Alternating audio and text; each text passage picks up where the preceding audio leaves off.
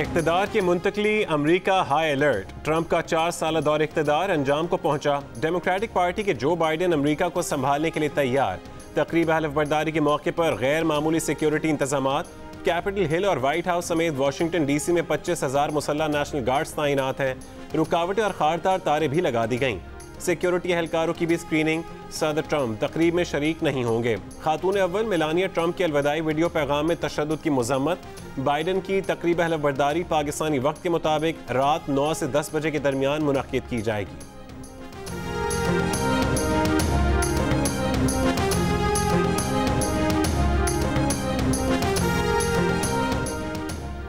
Broadsheet मामले की तहकीकात के लिए सुप्रीम कोर्ट या हाई कोर्ट के रिटायर्ड जज की सरबराही में तहकीकाती कमेटी बनाने का फैसला। वफाकी वजीर शिबली फराज का कहना है कि ब्रॉडशीट पर कमेटी 45 दिन में तहकीकात करेगी। जिम्मेदारों के खिलाफ एक्शन लिया जाएगा।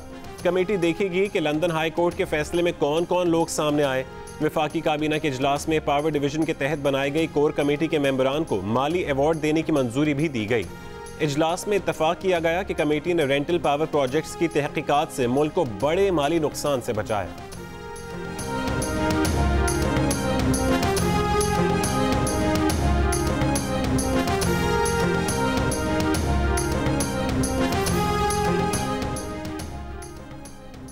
हुकूमती जमात तहरीक इंसाफ के सरकर्दा अफराद का सोशल मीडिया पर झगड़ा। एक दूसरे पर जाली सोशल मीडिया अकाउंट्स चलाने के इल्जामात। मुख्तलिफ लोगों और औरत मार्च के खिलाफ मुहिम चलाने का भी एतराफ़ कर लिया। PTI पंजाब और UK यूरोप के दरमियान झगड़े में सांझे की हंडिया बीच चौराहे पर फूट गई। झगड़ा PTI बरतानिया के डिप्टी लीडर अरसलान मुश्ताक और वज़ीर आला पंजाब के फोकल पर्सन ब्राय डिजिटल मीडिया के दरमियान हुआ। जाली अकाउंट, जाली ट्रेंड्स और किरदार कुशी की जाली मुहिम, सबके भांडे फोड़ने के दावे।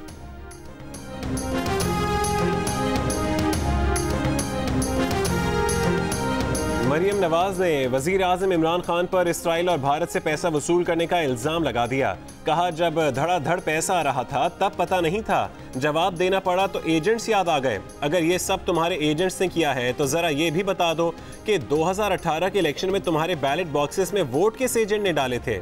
मरियम नवाज की इलेक्शन कमीशन पर भी सवालों की बौछार। कहा, बताएं 2018 के इलेक्शन में आपके हाथ पांव बांधकर RTS को बंद किया गया तो आप क्यों खामोश रहे।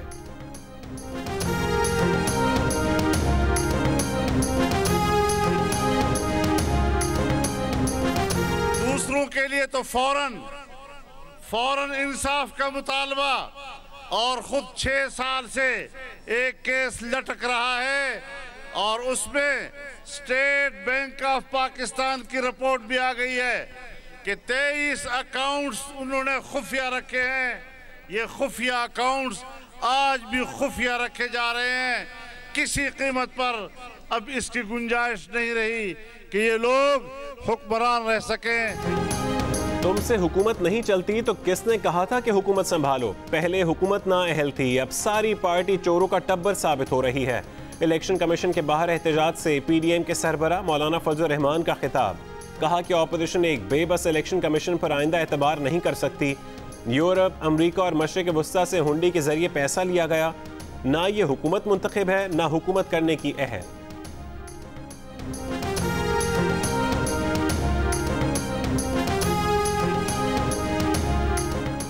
वफाकी वजीर फवाद चौधरी ने कहा है कि PTI ने फंड्स देने वाले 40,000 अफराद की फहरिस्त दी है। अकाउंट तफसीलात देना मुनासिब नहीं, ID चोरी हो जाती है। जियो न्यूज़ के प्रोग्राम आज शाहजेब खानजादा के साथ में गुफ्तगू के दौरान फवाद चौधरी ने कहा, यही मौका है कि इलेक्शन कमीशन पार्टीज को बताए फंडिंग का स्ट्रक्चर क्या होना चाहिए। PTI के साथ नून लीग और पीपल्स पार्टी की फंडिंग का भी फैसला होना चाहिए।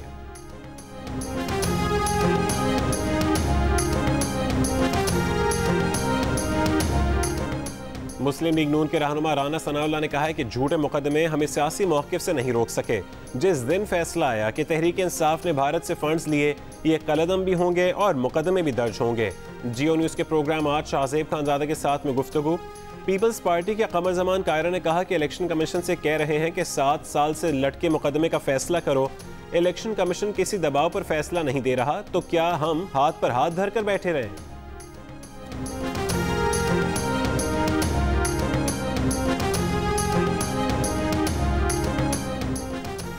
मरीम नवाज ब्रॉडशीट की बातें करने से पहले इस मामले को पढ़ लें, ये शरीफ खानदान के लिए दूसरा पैनामा साबित होगा।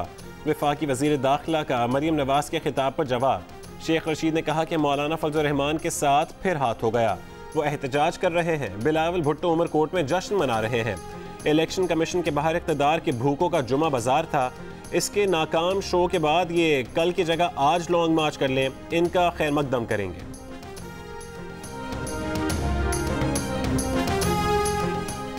फॉरेन फंडिंग से वाज़ेह हो गया कि ये सिलेक्टेड ही नहीं, स्पॉन्सर्ड भी हैं। करप्ट का शोर करने वाला खुद ही करप्ट निकला, बल्कि पूरी पार्टी ही करप्ट निकली है। बिलावल भुट्टो का उमर कोर्ट में खिताब। कहा इलेक्शन कमीशन 2014 से क्यों नहीं बता सका कि पीटीआई के फॉरेन फंडिंग कैसे हुई।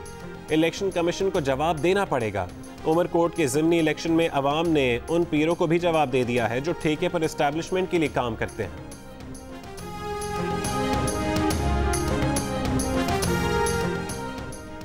इलेक्शन कमीशन अपनी आईनी और कानूनी जिम्मेदारियों से आगाह है। फॉरेन फंडिंग केस को मंतकी अंजाम तक पहुंचाने के लिए स्क्रूटनी कमेटी को हफ्ते में 3 इजलास करने की हिदायत कर दी है।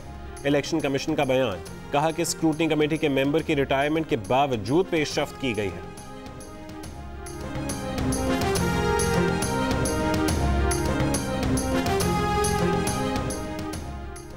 नैब ने उन लोगों से फ्रॉड किया जिन्हें फ्रॉड ढूंढने के लिए रखा था। सीईओ ब्रॉडशीट काविह मौसवी की अदालती फैसला पब्लिक होने के बाद मीडिया से गुफ्तगू। कहा उन्होंने 4 साल पहले $1 अरब मुंतकली का इंकशाफ किया, लेकिन कुछ नहीं किया गया। सवाल नैब से करना चाहिए कि काविह मौसवी ने अलर्ट किया था तो आपने क्या किया। बोले जब वो हुकूमत पाकिस्तान से बात कर रहे थे तो उस दौरान एक शख्स ने उनसे राबता किया, वो आदमी उनसे मिला और हिस्सा मांगा। उसकी बात सुनकर वो दंग रह गए। उन्होंने वेटर से कहा कि यह आदमी अपनी कॉफ़ी का बिल खुद देगा। काविह मौसवी ने वज़ीर आज़म इमरान खान को काबीना से मुतालिक भी मशवरा दिया।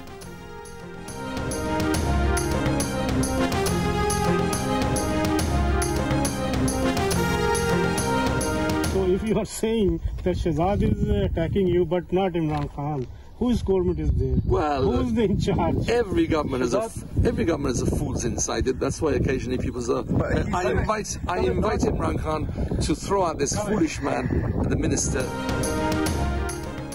वफाकी वज़ीर असद उमर ने ब्रॉडशीट मामले पर बरतानवी अदालत के फैसले का हवाला देते हुए कहा है कि ये बात साबित हो चुकी कि शरीफ फैमिली कम से कम सन 2000 से एवनफील्ड अपार्टमेंट की मालिक है। वाज़े हो गया कि नवाज शरीफ ने पार्लियामेंट, सुप्रीम कोर्ट और अवाम से झूठ बोला था।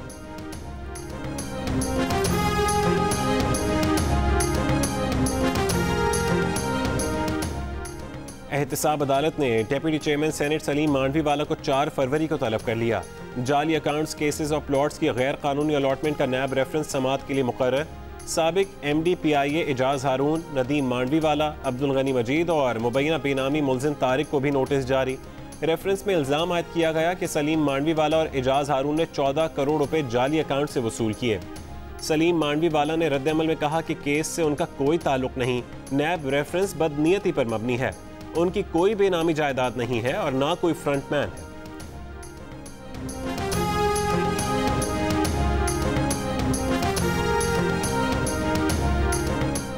नैब ने वजीर आला सिंध मुराद अली शाह के खिलाफ जाली बैंक अकाउंट्स केस में रेफरेंस दायर कर दिया। रेफरेंस में वजीर आला सिंध के खिलाफ सिंध में तवानाई मंसूबों में इख्तियारात के गलत इस्तेमाल और खिलाफ ज़ाब्ता फंड्स जारी करने का इल्ज़ाम। रेफरेंस में मुराद अली शाह, अब्दुल गनी मजीद समेत 17 अफराद नामजद हैं।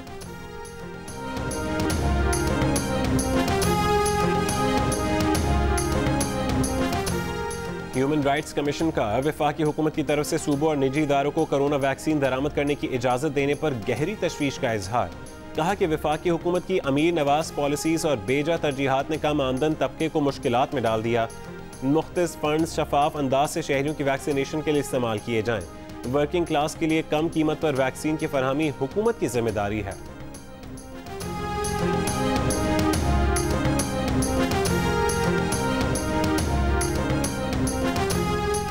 विफाक से मिलने वाली वैक्सीन का इंतजार करने के बजाय सिंध का खुद कोरोना वैक्सीन खरीदने का फैसला।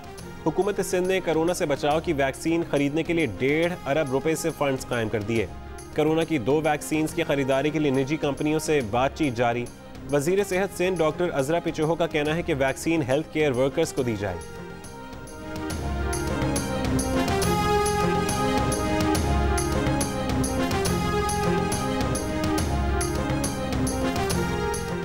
मुल्क में कोरोना से मजीद 58 अफराद इंतकाल कर गए।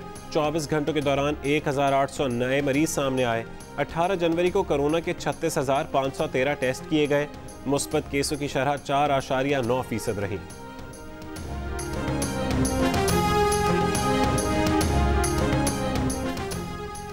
हुकूमत ने मईशत तबाह कर दी। नैब के नाम से ब्लैक मेलिंग का इदारा कायम किया गया। इलेक्शन कमीशन के बाहर PDM के मुजाहरे से JUI के रहनुमा मौलाना अब्दुल गफूर हैदरी का खिताब।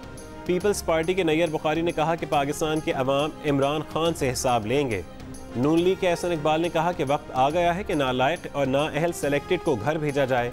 ANP के अमीर हैदर होती ने कहा कि मुंतखब वज़ीर आज़म को इकामे के बेबुनियाद केस में नाअहल करार दिया गया। BNP मैंगल के सदर अख्तर मैंगल ने कहा कि अवाम आइन की बालादस्ती चाहते हैं। आफ्ताब शेरपाव ने कहा कि 6 साल हो गए इमरान न्याजी गैर मुल्की फंडिंग की तलाशी नहीं दे रहे। महमूद खान अचकजई ने कहा कि हम किसी के गुलाम नहीं, मुल्क को बचाना चाहते हैं।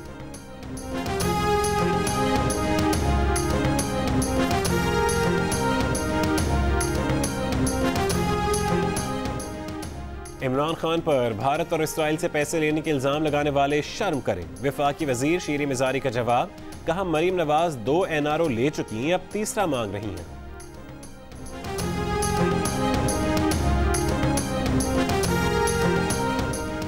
पंजाब के सरकारी मेडिकल एंड डेंटल कॉलेजेस में 283 नशिस्तें कम कर दी गईं। फैसले का इत्तलाक इसी साल से होगा। Vice chancellor university of health sciences Javed Akram के मुताबिक MBBS में 267 और BDS में 16 नशिस्तें कम की गई हैं। कराची में बलोच कॉलोनी के पुल के जॉइंट्स टूट फूट का शिकार। ट्रैफिक हादसात के साथ ट्रैफिक की रवानी भी मुतासर। टूटे जॉइंट्स में रिक्शे का टायर फंसकर टूट गया। लियाकताबाद 10 नंबर से गरीबाबाद जाने वाली सड़क पर खुदाई। गुरु मंदिर से 3 हट्टी जाने वाली सड़क पर सीवरेज का पानी जमा होने से ट्रैफिक की रवानी मुतासर।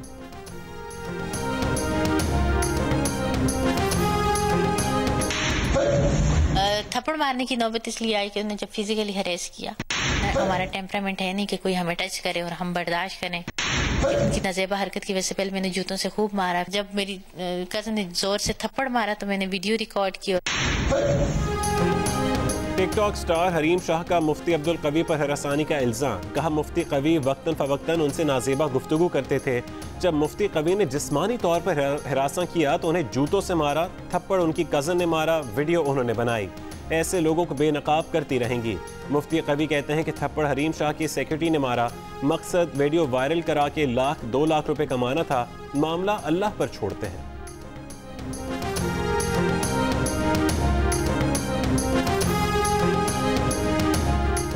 सेशन कोर्ट लाहौर में मीशा शफी के खिलाफ 100 करोड़ रुपए के हत्या की इज्जत के दावे की समाअत। अली जफर के मद्दाहों की अहाता अदालत में अली जफर के हक में नारेबाजी। मीशा शफी की गवाह इफ़्फ़त उमर के बयान पर जिरा। इफ़्फ़त उमर के बयान की वीडियो को रिकॉर्ड का हिस्सा बना दिया गया। अदाकारा रीमा खान ने अमेरिका में कोरोना वैक्सीन लगवा ली। वैक्सीनेशन के बाद सोशल मीडिया पर मद्दाहों को अपने एहसासात से आगाह किया।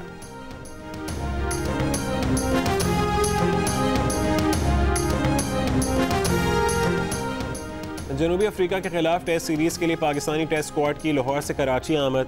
खिलाड़ी तीसरा कोविड टेस्ट मनफी आने के बाद जुमेरात से ट्रेनिंग का आगाज करेंगे। जनूबी अफ्रीका की टीम की कराची जिमखाना में ट्रेनिंग। पाक जनूबी अफ्रीका पहला टेस्ट 26 जनवरी से कराची में खेला जाएगा।